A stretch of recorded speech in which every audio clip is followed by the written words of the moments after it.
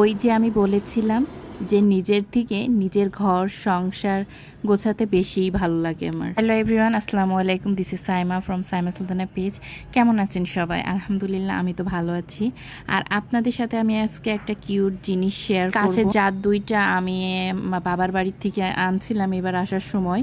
তো এটা আমার খুব পছন্দের, আর এটা ছিল আমার আম্মুর বিয়ের সময়কার একটা জগ, যার মুখটা হচ্ছে নষ্ট হয়ে গেছে, তাই আমি নিয়ে চলে এসেছি। আর এটাতে এখন একটা প্লান্ট লাগাবো, তো আপনাদের সাথে একটু শেয়ার করব। বাসায় কিছু সাদা পাথর ছিল, আমার অ্যাকুরিয়ামের পাথর, তো সেটাই সুন্দর করে ধুয়ে ওয়াশ করে আমি বটল দুইটাই দিয়েছি।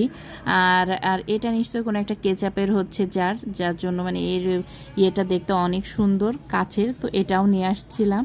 তো আমি প্রথমে হচ্ছে বড় জারটাতে পাথর দিয়ে সুন্দর করে ডেকোরেশন, এবার দিয়ে দিব পানি।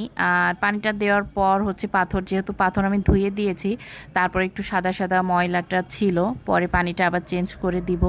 তো এরপর চলে আসলাম কিছু মানি প্লান্ট কাটতে। মানে আমার একটা মানে 3টা পাতা লাগাইছিলাম, তার থেকে মাশাআল্লাহ এখন আমার পুরো বারান্দা ভরা মানি প্লান্ট। তার থেকেও আবার হচ্ছে আমি কিছু একটা নিচ্ছি, নিয়ে এখান থেকে আমি লাগাবো। আর এগুলো আমি ব্লেড দিয়ে কাটছি, কারণ আমার এটা মনে হয় যে মানি প্লান্টগুলো ব্লেড দিয়ে কাটলে সুন্দরভাবে কাটা যায়।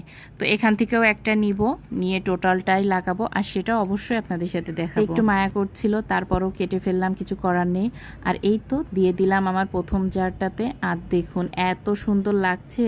আর যেমন বাতাস, দক্ষিণা বাতাস হচ্ছে, আমি এইগুলা করছিলাম, আমার অন্যরকম একটা ভালো লাগা হচ্ছিল, যে আসলে নিজের যত্ন শোয়া বা দুপুর টাইমে হচ্ছে একটু রেস্ট নেওয়া না করে আমি একদম এটা বসে বসে করছি, তারপর আমার খারাপ লাগছে না। তো এরপর লাকি বাম্বু স্টিক ছিল আমার বাসায়, সেটা থেকে একটা কেটে আমি এটাতে দিয়ে দিলাম। দেখতে কিন্তু ফোনের থেকে সামনাসামনি আরও সুন্দর লাগছিল। তো নিজের যত্নের থেকে মনে হয় একটু ঘর বাড়ি কোথায় সাজাইলে কেমন লাগবে, এটা নিয়েই সবসময় পড়ে থাকে। মাশাআল্লাহ আমার জিনিসগুলো বেশ সুন্দর হয় দেখতেও। তো আপনারা কিন্তু অবশ্যই কমেন্ট করে যাবেন আমার এই হচ্ছে প্ল্যানটা কেমন হলো আর কেমন লাগছে দেখতে, অবশ্যই কমেন্ট করবেন।